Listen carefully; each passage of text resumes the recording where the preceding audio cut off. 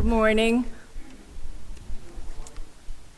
You know, when I look out over a little ocean of Carlsons, I know that every one of you out there has leadership qualities and is capable of doing this as anyone. And I was so grateful for the privilege to do this for the Carlsons. And when French asked me, I was just felt so good. We've gathered today to honor the life of Quinton Carlson and to express our love and support of his family as they each live through this time of loss. According to the Gospel of John, the Lord said, "I will not leave you as orphans. I will come to you. Before long, the world will not see me anymore, but you will see me. Because I live, you also will live." In that one divine sentence, a foreshadowed memorial is captured, and the gospel writer enters the very human pain and fears of your loss. He provides comfort for your present moments and points simply and clearly to the source of eternal hope.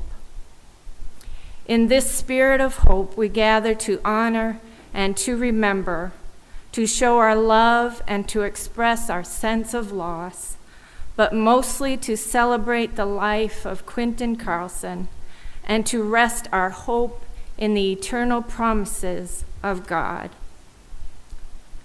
Today, Quinton's daughter Franch, her husband Bill, and Quinton's grandson Sebastian are here with us in the sanctuary. And this service is live streaming, so family members and friends and different locations can join us. We extend an especially warm welcome to June, Quinton's wife of 68 years, who, if all goes well, is joining us from Oregon, along with her son Michael and daughter Tondra.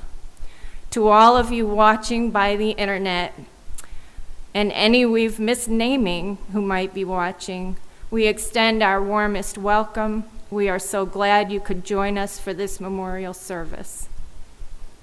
I hear it's about 8:30 in Oregon, and I guess 9:30 if any of the Chicago contingency are, or 10:30, and I think, did someone say 9:30 in Idaho? Who's in Idaho? For those of you present in the sanctuary, you may follow along in your program. There will be a time that comes that allows for anyone who wishes to come forward and share some personal remembrances. This is listed in your program, so take a quick minute to check and see where that happens and be sure to gather your thoughts. It's an open invitation to you to come up here to the pulpit so that anyone watching by internet can hear your words. If you don't mind, please.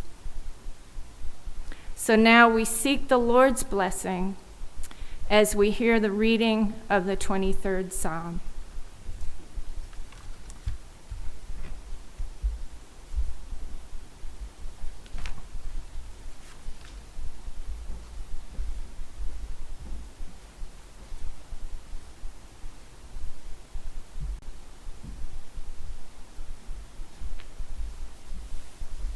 Good morning.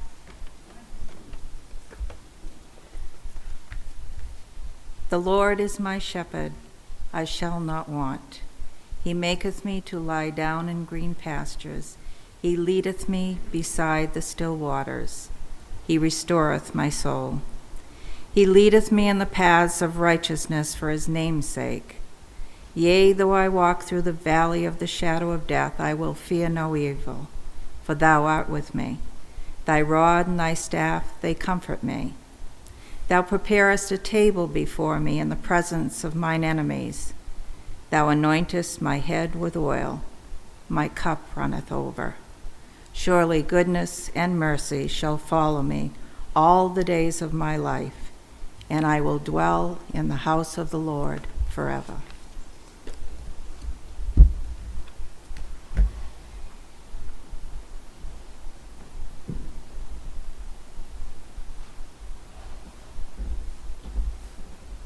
We'll all be joining together in a hymn medley that will be led by Juliana and Franche.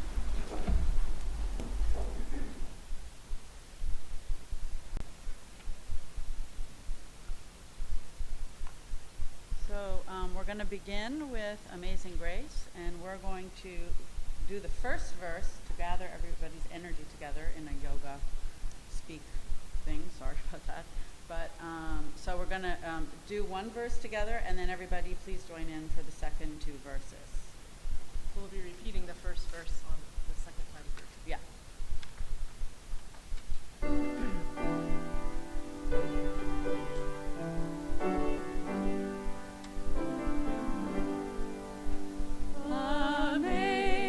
Amazing grace, how sweet the sound that saved a wretch like me.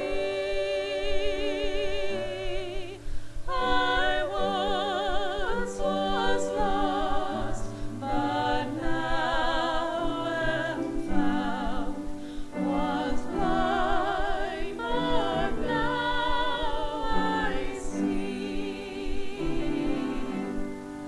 'Twas grace that taught my heart to feel, and grace my fears relieve.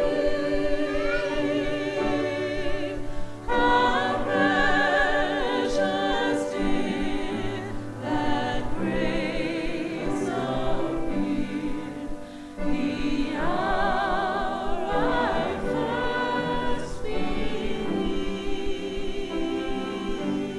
Amazing Grace. Amazing grace, how sweet the sound that saved a wretch like me. I once was lost, but now am found. Was blind, but now I see.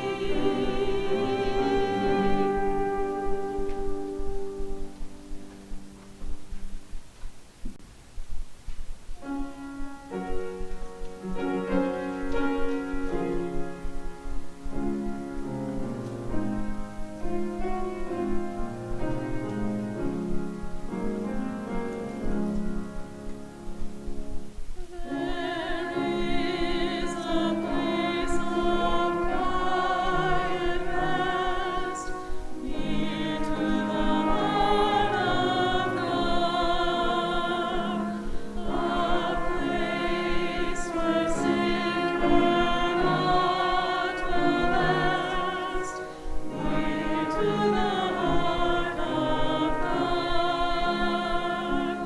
Oh, Jesus, blessed Redeemer,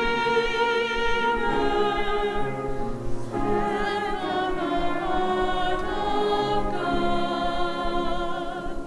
for us are it before Him, near to the heart of God. There is a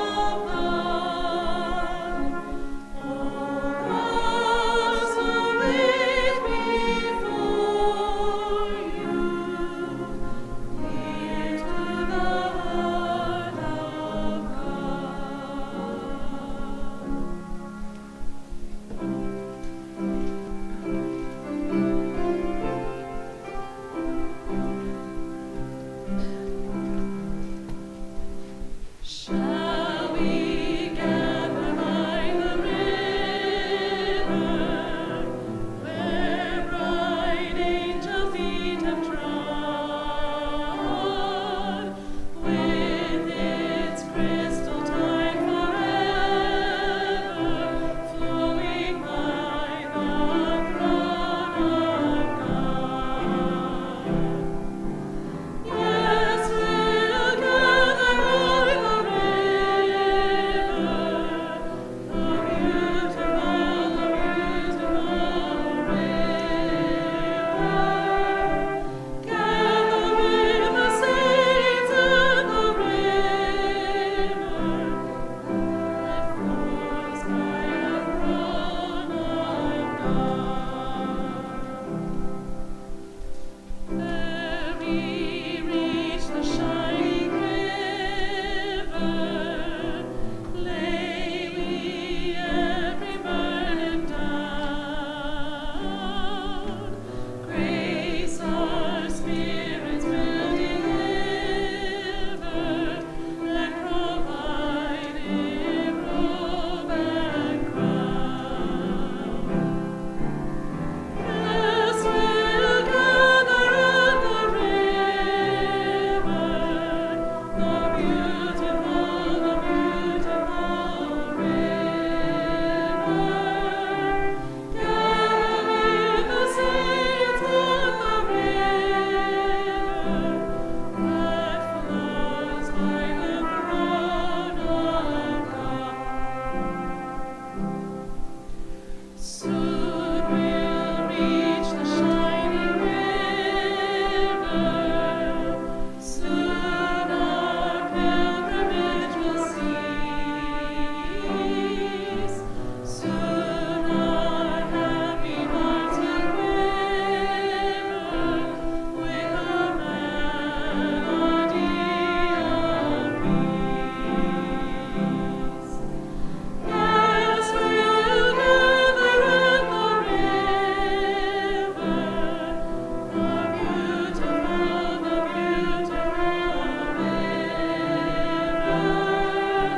Gather with the saints at the river, that flows by the throne of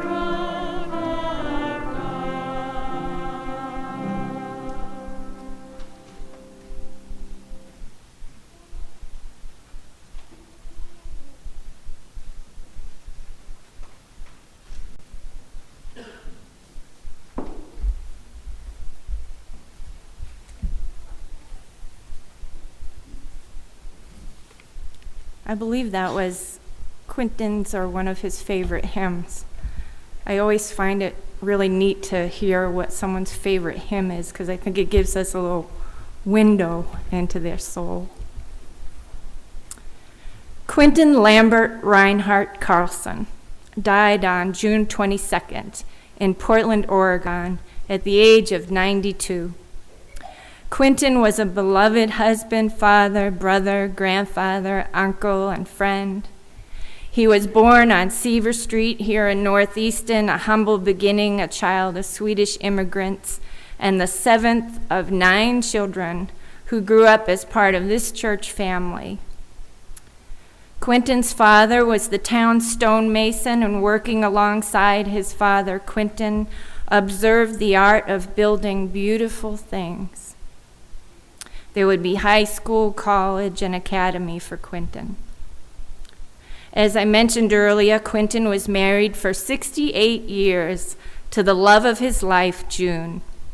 He met June when he was a young Navy man, and they were married in 1945, only a few months before the official ending of World War II. Quinton and June's long marriage is an epic love story your family can treasure for generations to come. Quinton's list of professional accomplishments are nearly innumerable. Quinton reached for the stars and could usually grab one and pull it down. He obtained his engineering degree at Northeastern University. He was accepted and graduated from the United States Naval Academy at Annapolis, a selective school requiring congressional reference for admittance and a minimum of 5 years of service upon completion. Quinton reached rank of lieutenant commander before his service concluded. Always reaching for the next star, Quinton was licensed as a structural engineer in Massachusetts in 1954, a license he would sustain until he was 81. I'm sure one of only many. Quinton's engineering work eventually took him to Montreal, Canada, where Quinton and June made their home at 1 Redpath Place, right in the heart of the city. It was a time of historic urban transformation in Montreal. Quinton was chairman and executive vice president of Concordia Construction Incorporated and partner of Concordia Estate Development. And in 1967, his company inaugurated construction of the Place Bona Venture, a concrete structure in Montreal, which has a gross area of 3.1 million square feet. That's the square area of 69 football fields. Quinton also worked with famed developer William Zeckendorf and renowned architect I.M. Pye. Quinton's illustrious career can literally be seen in city skylines. One such giant is the beautiful Place Ville Marie, the cruciform skyscraper in Montreal, which once held position as the tallest building in Canada and remains a favored city place today. But do you know, as tall as all of these accomplishments were, I believe if Quinton were here, he would say all of that was of little consequence compared to the love he felt for his wife, June, their children, Michael, Tandra, Franch, their spouses, and his grandchildren. You are Quinton's finest hour. You are the skyline that even your papa's limitless imagination could not conceive of. You are the surprises, the creative gifts from God your papa loved. It was always obvious that Quinton was awed by the miracle of each and every one of you. Quinton was a grateful papa. God said to Abraham, "Remove your shoes from this holy ground." On this holy ground. When we reach those times in life when we can only surrender to God what we cannot fathom about life and loss, when questions smolder and come faster than answers, it is these moments which scorch our soul like a burning bush, which becomes the holy ground where God walks with us. And as the great old hymn continues, he talks with us. And God tells us simply, we are his own.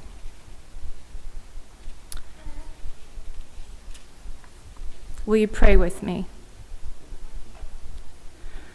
God, we ask a blessing upon this time of remembrance and celebration of Quinton's life.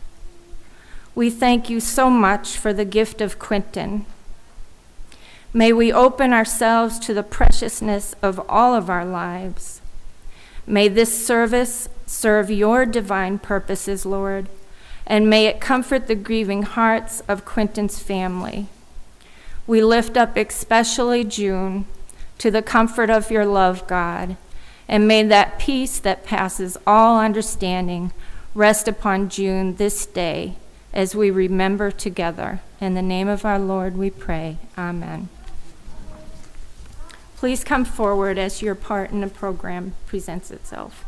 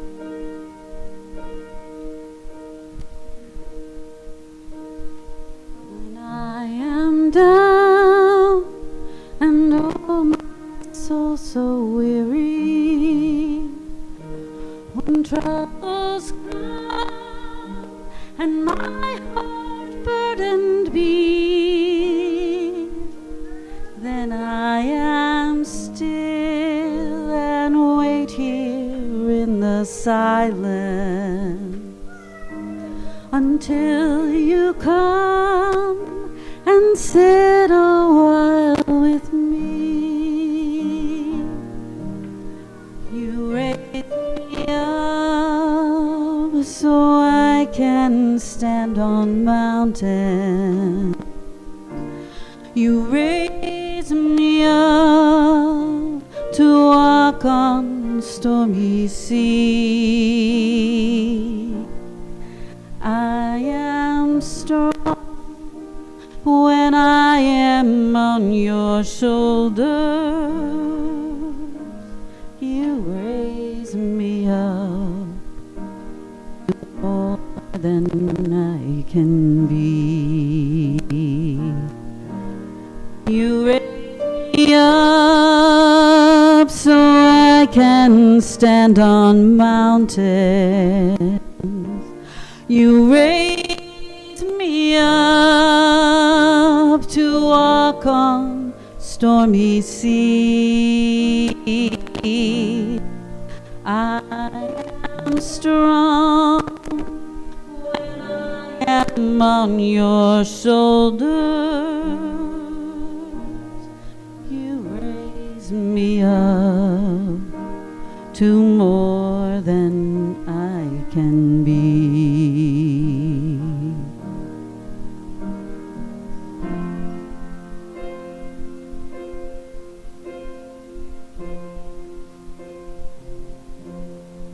There is no life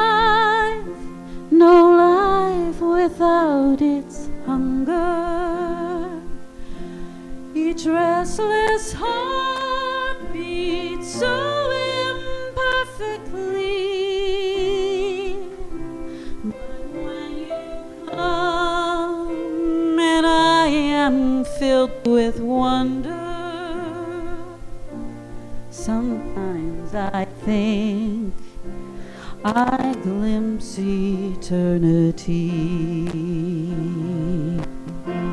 You raise me up so I can stand on mountains. You raise me up to walk on stormy seas. I am strong when I am on your shoulder. You raise me up to more than I can be. You raise me up so I can stand on mountains. You raise me up to walk on stormy seas. I am strong when I am on your shoulders. You raise me up to more than I can be.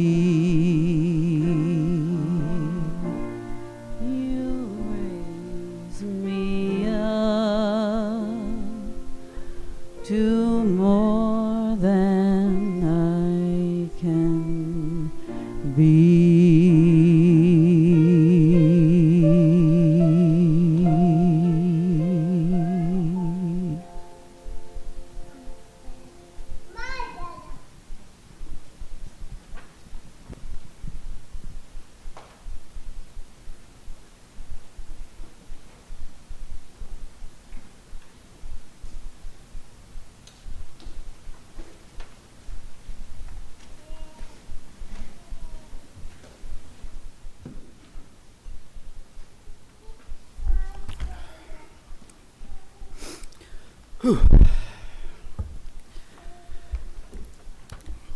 When people hear that my grandfather died, the first thing they always have to say is sorry. It's nice and I appreciate it, but at the same time, it feels somehow inappropriate. It's okay, I tell them. He was 92, he had a long life full of love and laughter and adventure. I do miss him, of course. I miss him more than I think I'm even yet fully aware. And yet, when I think about him, I am not struck by sadness. I am instead struck by gratitude and love and the bittersweet joy of memory. I remember him bathing me when I was a toddler, always reminding me to wash behind my ears. And I remember him showering with me in the hospital when I was too sick to shower myself. How he would clean my back with such precious care and tenderness. I remember the little word puzzles he would make up and the cartoons he would occasionally doodle and the maps of imaginary towns he would draw to provide me with an escape from the boredom of the ward. I remember his thirst for knowledge and appetite for adventure, his love of numbers and languages. I remember Papa teaching me how to do things, and always by example. How to make a slingshot, how to cook Swedish pancakes, how to comb my hair, and how to make a vodka gimlet. How to talk to strangers. How to be kind and tolerant and adaptable. How to be dignified and witty and unpredictable. How to be generous and practical and curious. How to smile easily and give a good compliment. How to be a true gentleman. How to be a storyteller. I remember lying awake in the dark in Redpath in Arizona, sandwiched between Papa and Mumwar, while Papa told us stories in a slow, practiced voice. Stories about his boyhood, about his father's homebrew in the basement, and the player piano and his love-hate relationship with his cousin Friedolf, about setting the type in the old printing press they got from an old neighbor that shook the whole house when they ran it, about playing in the woods and in the streams, about the exuberant freedom of yesteryear, how all the boys had blonde hair in the summer, bleached by the sun. Stories about how much fun they found or made on their own, the games and traditions and elaborate plays of imagination. Stories about the milkman and the iceman and even the cookie man. Stories of mischief, shooting out street lamps with BB guns and catcalling naughty rhymes to the cute young girls who would pass them on the street as they ate their 5-cent ice cream cones. Stories about the Navy days, when he had a semester to learn how to bring a seawater-soaked diesel engine back to life, about the dolphins that would escort them into San Francisco, about the time they had to throw away 200 tons of spoiled meat, passing it via a human conveyor belt from the broken freezer up and over the railing and into the Pacific, or when he woke up to find the ship listing hard to port, oil slicking the deck and spilling over the sides, and had to clean it up before the harbor patrol arrived. Or the time he stood up to his ship's unhinged commanding officer and was never bothered by him again. I remember how he used to tell me that the one thing that he was more proud of than anything else was his sense of humor. He loved puns, good and bad, and he loved getting away with jokes that were just a bit too off color for the situation. He strongly felt that there was always something worth laughing about, even at a funeral, and he was quick to note, with a sly smile, that this had gotten him into trouble on more than one occasion.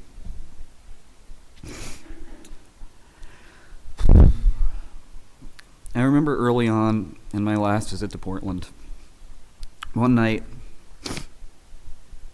when I was staying with Papa in the hospital, he woke up and looked me in the eyes, and they were lit up and watery, and His lips were struggling to smile while his chin rumpled with barely contained sorrow. "What's the matter, Papa?" I asked him.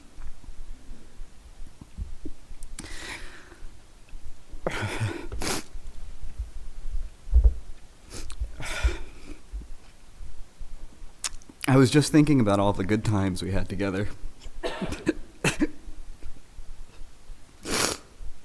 He said to me, squeezing my hand, and the tears rolled down our faces together. And yet, strangely enough, I don't think I've ever seen a happier pair of eyes. So as we go through this day and the days ahead, when we think of Papa, of Quinton, let us do it in that spirit of gratitude and celebration. Let us remember all the good times we had together. And if it makes us cry, let us cry. Let us cry big blue tears, but let us remember to smile too. Toothy, crinkly-eyed smiles, full of warmth and good humor and incalculable love.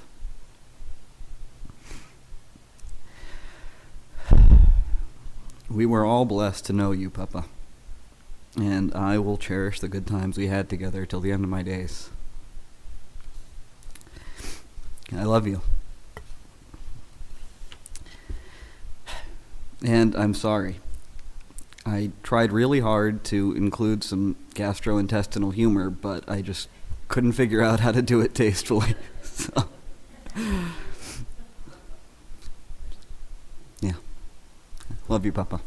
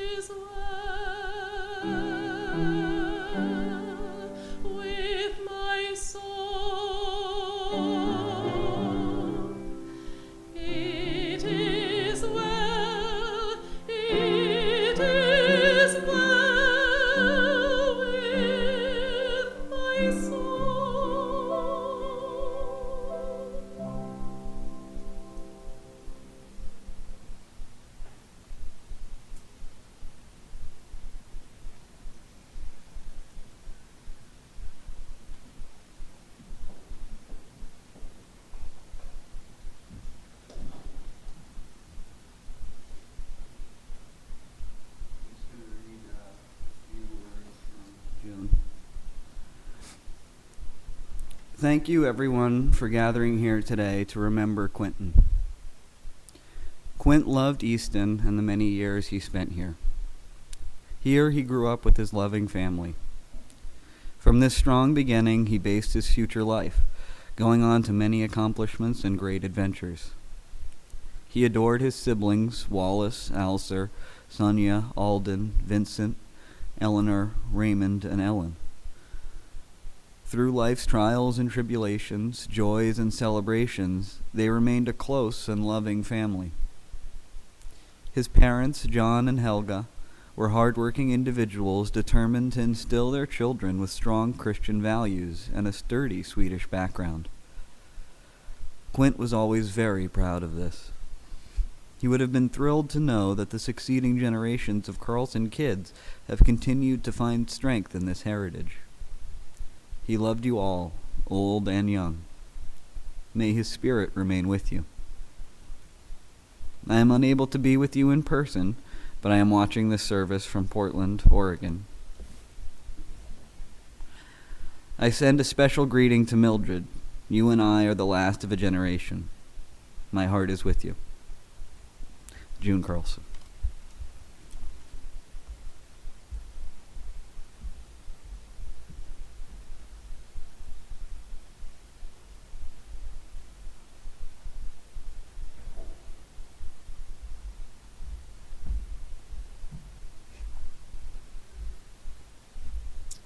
So I was going to write something and read that something for you about my dad. And then I happened upon this Father's Day card, out of season, in a store, and I picked it up. I was compelled to pick it up. I walked by it and I said, actually, well, you won't be needing any of those anymore. And then it drew me into it, and I opened it up, and lo and behold, was the most perfect way to express how I felt about my dad. So that is what I shall read to you.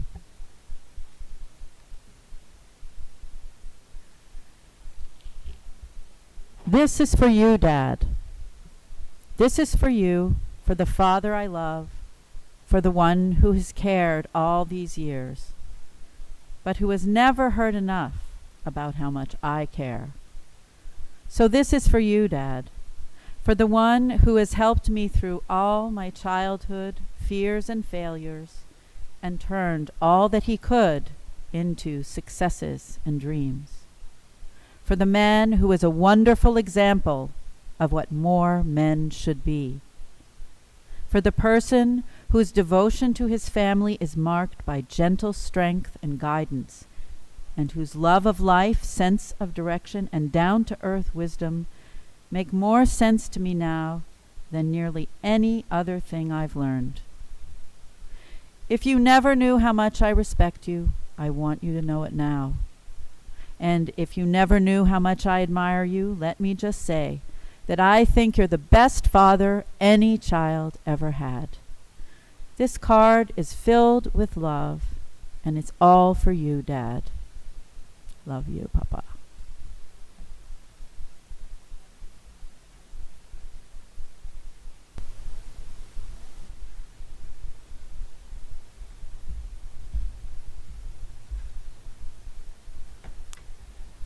Good afternoon. Did anybody else want to say anything else before I say a few things? If not, I will say something. Quinton, Lambert, Reinhart, Carlson. Anyway, release me. Let me go. I have so many things to see and do. You mustn't tie yourself to me with tears. Be happy that we had so many years. I gave you my love, and you can only guess how much you gave me in happiness. I thank you for the love you each have shown, but now it is time I traveled on alone. Quinton passed on June 22nd, quietly in a rehab room in Lake Oswego, Oregon. He had spent the last many weeks with many of the ones he loved the most, including his grandson Sebastian and his daughter Franche, who are here today, obviously. He celebrated his 68th anniversary of his marriage with his bride, June, and even had a Father and a Grandfather's Day. I like to think he was happy, and that was the way he chose to leave. Quinton never complained. He enjoyed life, people, and was fascinated by current events and history. He had many names. I knew him as Papa or Quinton. Some knew him as Uncle Keta or Quint or QLC, but no matter, we all knew him to be gentle, patient, kind, wise, and always a sense of humor. We all enjoyed his little jokes together, and everyone should check their seat now to make sure there isn't a Ducabor on it. For the one we love so dearly has forever been called away. We think of him in silence. No eye can see us weep, but many silent tears are shed when others are asleep. I was first asked to read basically just a poem today, perhaps a Swedish one, but we couldn't find one. So what poem? I thought of a poem by Ogden Nash, which Papa would have appreciated, but again we couldn't find one. Then I thought of a poem that my father had me learn when I was a child, called The Overworked Elocutionist, about a young boy who had to speak a piece, but he had learned so many poems that all the recitations he had stored in his head got all mixed up. So when he called to speak, he totally forgot the piece, and what came out was something like this. Why is this forum crowded? What means this stir in Rome? Under a spreading chestnut tree, there is no place like home. When freedom from a mountain height cried, twinkle little star, shoot if you must this old great head, King Henry of Navarre. Roll on, thou deep and dark castled crag of Dockenfels. My name is Norval, on the Grampian hills. Ring out, wild bells. If you're waking, call me early, to be or not to be. The curfew must not ring tonight. O woodman, spare that tree. Charge, Chester, charge. O Stanley, on, and who will be clever? The boy stood on the burning deck, but I go on forever. So as I thought about words to say today, I became that little boy again, but perhaps a bit wiser. And here is my elocuted version. Those we love remain with us, for love itself lives on, and cherished memories never fade, because the loved one's gone. Those we love can never be more than a thought apart, for as long as there is memory, they'll live on in the heart. May the road rise to meet you. May the wind be always at your back. May the sun shine warm upon your face, and the rains fall soft upon your fields until we meet again. Those we hold closest to our hearts never truly leave us. They live on in the kindness they have shared and the love they brought into our lives. Death has separated us physically. Faith and love have bound us eternally. Though we cannot see you, we know you are here with us in our every thought, as we think about you each day. Nature's first green is gold, her heart is hue to hold. And you leave pressed in the arms of silence, the light of our words shall echo more clearly. When you have seen only one set of footprints in the sand is when I carried you. Sadly missed along life's way, quietly remembered every day, no longer in our life to share, but in our hearts you're always there. When that which drew from out of the boundless deep turns again home, twilight in hell, and after that the dark, and may there be no sadness or farewell when I embark. I doubted if I should ever come back. I shall be telling this with a sigh. Somewhere ages and ages hence, two roads diverged in a wood, and I took the one less traveled by, and that has made all the difference. Grieve not, nor speak of me with tears, but laugh and talk of me as if I were beside you. I loved you so, 'twas heaven here with you. And if I can stop one heart from breaking, I shall not live in vain. If I can ease one life in the aching, or cool one pain, or help one fainting robin into his nest again, I shall not live in vain. To everything there is a season, and a time to every purpose under the heaven. A time to be born, and a time to die. A time to plant, and a time to pluck up that which is planted. A time to weep, and a time to laugh. A time to mourn, and a time to dance. A time to get, and a time to lose. A time to keep, and a time to cast away. After the clouds, the sunshine. After the winter, the spring. After the shower, the rainbow. For life is a changeable thing. Let my name be spoken without effect, without a trace or shadow on it. I miss him oh so much, but realize God knew best. He let me have him many years, then gently bid him rest. Those we love don't go away. They walk beside us every day, unseen, unheard, but always near, still loved, still missed, and very dear. There are no goodbyes for us. Wherever you are, you will always be in my heart. If I can stop one heart from breaking, I shall not live in vain. If I can ease one life the aching, or cool one pain, or help one fainting robin into his nest again, I shall not live in vain. Papa was a true bon vivant, embracing all aspects of his life with the greatest of ease. He was an excellent cook, and as Sebastian said, he made a mean batch of Swedish pancakes. He loved all kinds of music. He could speak Swedish, even though he never even lived in Sweden. A gentleman in the truest sense of the word, his devotion to his wife unparalleled. His love of family evident in all his actions. He closely followed the lives and careers of all his children, their wives, and those of his 7 grandchildren. He had a deep connection with his family's devotional heritage, and in his last days found greatest comfort in his visits with the local chaplain. It was the songs they sang together and the blessings he received in these moments that really were one of the most enjoyable times at the end. He was cosmopolitan, a wry comedian. Relishing all experiences brought him into a new realm.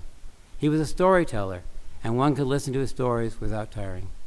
He was a traveler of the world and of life. Because of him, we will cry more and laugh more. We will talk less and listen more. We should try to seize every minute, look at it, and really see it. Never give it back. Stop sweating the small stuff.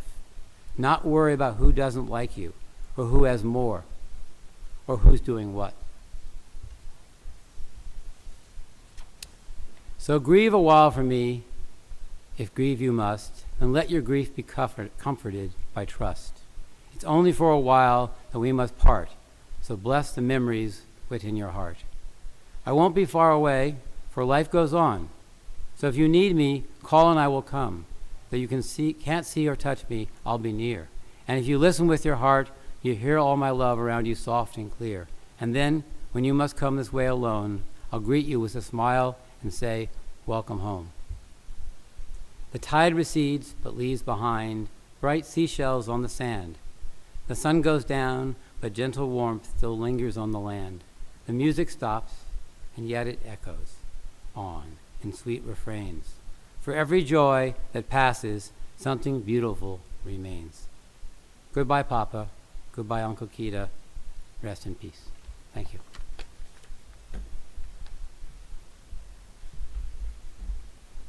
Before we start our final hymn, I did want to just ask if anyone had a little something to say, because those personal remembrances are so important to the family.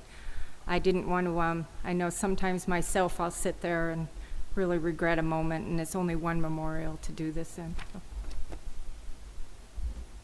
Do I need a mic, or can I speak from here? Well, for the folks at home in Oregon. Right. This thing on?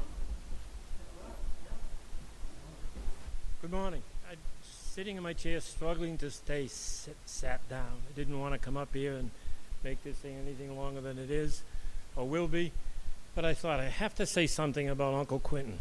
I didn't know Uncle Quinton as well as many of you had known him, because he was like 20 some odd years older than I.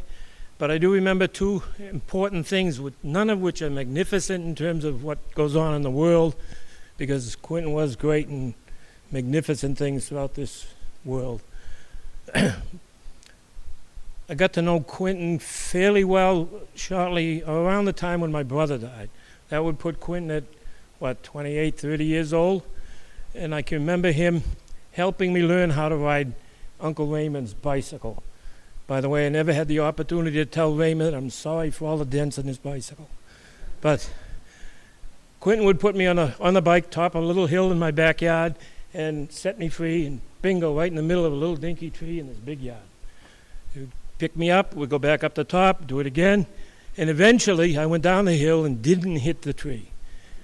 So he dragged me over to Grandma's house, put me on the bicycle, and said it'd be better if you ride on the grass, and then you won't get hurt so much. And that's a touch of kindness, I guess, that I can remember in a period of time when I wasn't a happy camper of life. But Quinton, this big adult, came over and played a little bit with me and helped me. The other time that he helped me very well is learning to tie a necktie. He always made fun of the way my necktie was tied, and he was going to show me how they did it in the Navy. So he did, and now I tie a knot that's almost square, but who knows. But Quinton to me was, aside from all the famous things he was involved in, was just somebody that taught me a little bit about how to be nice. And aside from everything that Quinton's been involved in, which they're just incredible, he taught me as a young kid who was kind of angry at the time that being nice matters an awful lot. So whenever you get an opportunity and you think it's only a little bit of somebody's life, be nice to them. Just be nice. Go through life being nice. Think of a world where everybody was nice. You could even trust a used car salesman.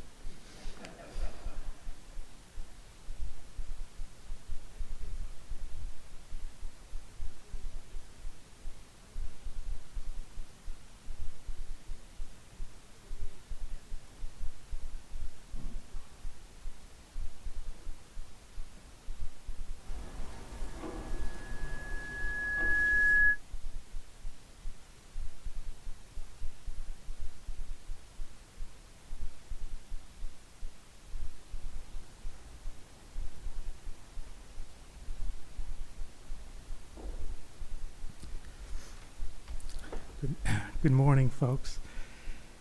My name is John Carlson, and my grandfather and Quinton were brothers.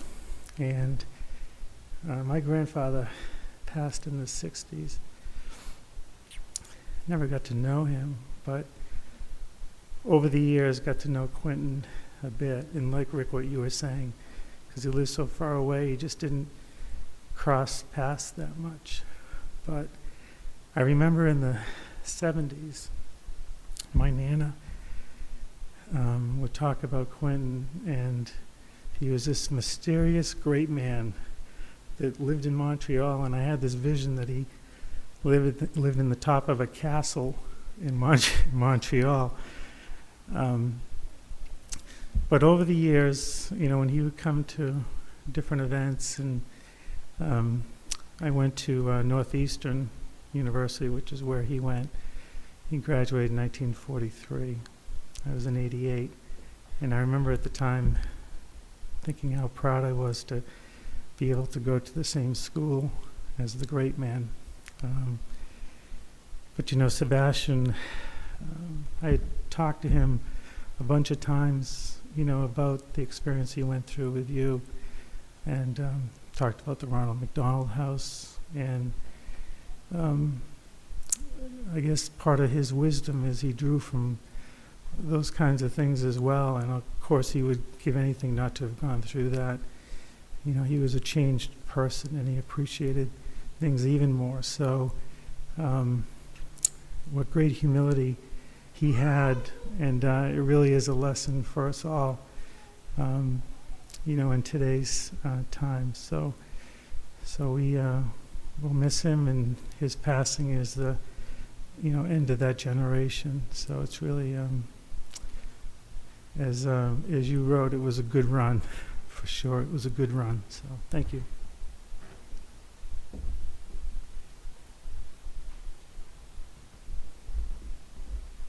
Anyone else? Just want to be sure. I know we're running long. We did start late, so thank you for your love and patience. Wow.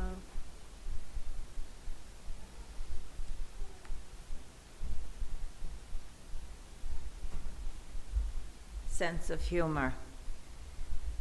I called Quinton when he was in the hospital, just shortly before he passed away.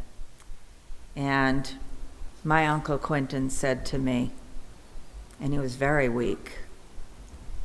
"You've got to stop calling me Collect."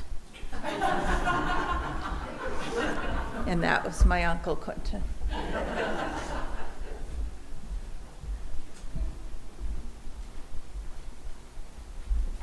Why don't we stand and join together, stretch our legs, and sing "Great is Thy Faithfulness."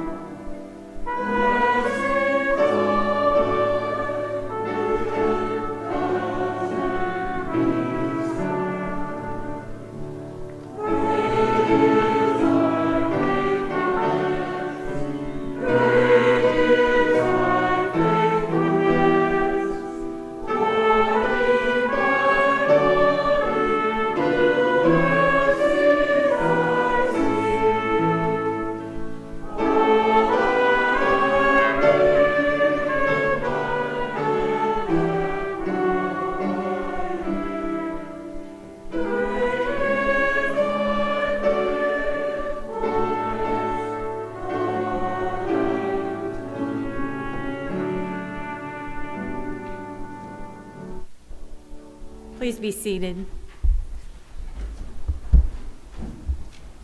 Now, don't get mad, but I'm going to ask, was there anyone else? I'm sure there's a lot of unspoken special things that we're all holding in our heart about Quinton. Let them come together as we gather after the service. On behalf of the family of Quinton Carlson, I want to thank you all for attending, be it by internet, and I don't know when Adam will be shutting you down, so we love you all. What's that? Okay, but they're not coming to coffee, right? Okay. Quinton's family invite you to stay for some refreshments and for a time to visit together, and I have a reminder that it's family serving family, so if you'd give them just be patient for a few minutes while they set up. Right now, we are about to hear the 24 notes of taps, which will serve as our benediction or our sending out. We ask that you remain silent, and may you be prayerfully blessed by the sound and your personal reflection. Quinton would be the first one to ask you to consider all who serve and have served our country. Following the playing of taps, the postlude music will begin, and please allow the family to exit first. Thank you.